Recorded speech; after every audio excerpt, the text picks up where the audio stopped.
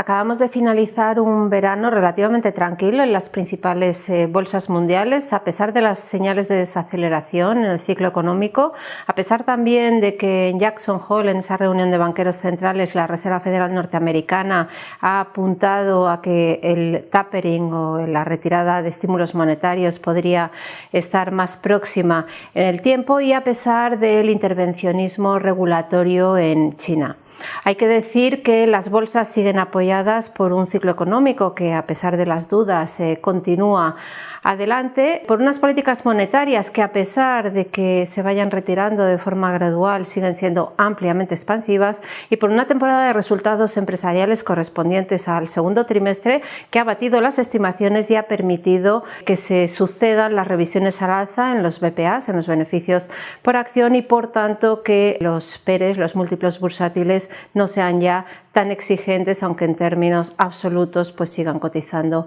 a niveles elevados. Empezando por el crecimiento, hay que decir que los indicadores más adelantados de ciclo sugieren cierta desaceleración. Hemos visto un techo en las manufacturas asociado a los cuellos de botella, los retrasos en la producción, al aumento de precios de materias primas, pero por el contrario el sector servicios en términos generales ha tomado en cierta medida el relevo gracias al levantamiento de restricciones que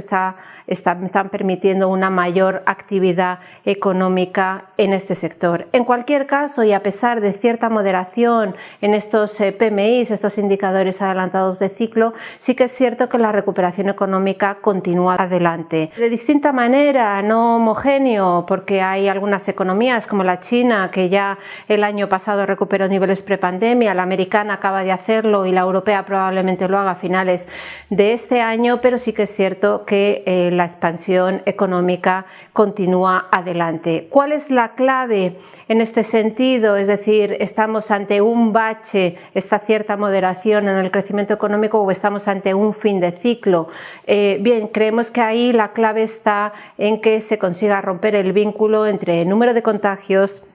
y número de fallecimientos, como parece que así está siendo, ¿no? Y esto lo que permite a su vez es no tener que adoptar nuevas restricciones a la movilidad y por tanto permitir que continúe la actividad económica a buen ritmo. Una vez visto el plano del crecimiento, hay que pasar al de la inflación. Aquí continúa el debate. Es cierto que los datos de IPC siguen en niveles muy elevados. Estamos hablando de más del 5% en Estados Unidos, del 3% en Europa, y esto hace cuestionarse hasta qué punto esa subida de la inflación es coyuntural o más estructural. Los bancos centrales siguen manteniendo la tesis de que estamos ante un fenómeno temporal que se irá solucionando a medida que vayan desapareciendo los efectos base, los cuellos de botella, y es en este contexto en el que las políticas monetarias, y sobre todo teniendo en cuenta que la recuperación económica no está totalmente completada, sobre todo por el lado del empleo, como digo, es en este contexto en el que las políticas monetarias, a pesar de ir reduciéndose los estímulos monetarios, pueden mantenerse en modo expansivo. Empezando por la Reserva Federal, la líder en Estados Unidos en el crecimiento, en la recuperación después de China, pero también la líder en empezar a retirar estímulos monetarios. Ya nos ha dicho la Fed que probablemente a fin de año empezará el famoso tapering, esa reducción de compras de deuda, pero va a ser muy gradual. ¿Por qué? Básicamente porque aunque hayan conseguido el objetivo de inflación a medio plazo en torno al 2%, todavía no han conseguido el objetivo de pleno empleo. Siguen como cerca de 5 millones de empleos por debajo de los niveles pre-COVID, con lo cual entendemos, sobre todo después del débil dato de empleo de agosto, que hasta que no se avance en este sentido no va a haber una retirada más intensa de estímulos monetarios. Y la primera subida de tipos queda lejos. Jerome Powell ha intentado desvincular el inicio del tapering con la primera subida de tipos, que en cualquier caso no creemos que llegue antes de 2023. Y si pasamos al Banco Central Europeo, su postura es todavía más más acomodaticia en la medida en que la recuperación económica ha sido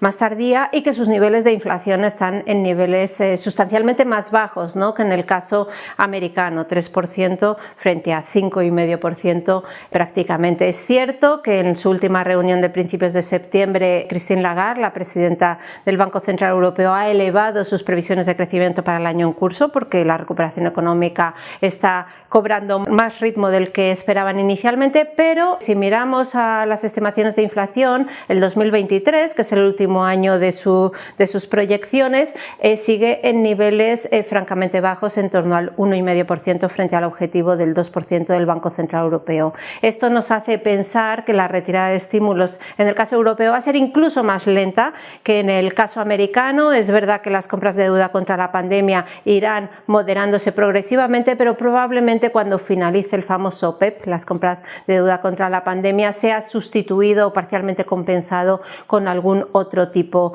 de plan de compras de deuda previo, con el fin de mantener unas condiciones financieras favorables. En este contexto, como decimos, creemos que la retirada de estímulos monetarios va a ser muy paulatina, va a seguir habiendo mucha liquidez en el sistema, y si esto lo unimos a, como decimos, un ciclo económico que pensamos que, aunque con ciertos baches, continúa adelante, y hay que tener en cuenta que ese ciclo económico apoya los resultados empresariales, tal y como hemos visto en la temporada de resultados del segundo trimestre, que es lo que ha permitido que se continúen revisando al alza los BPAs, los beneficios por acción, y que a su vez esto se traduzca en una menor exigencia de los múltiplos bursátiles. Hemos visto cómo los PERs se moderaban, es cierto que siguen cotizando con una prima sustancial tanto en Estados Unidos como en Europa respecto a su media histórica de 5 años, pero también es verdad que se han moderado en cierta medida, y si miramos valoraciones no solo absolutas sino relativas, sobre todo frente a la deuda pública, seguimos pensando que la bolsa, la renta variable,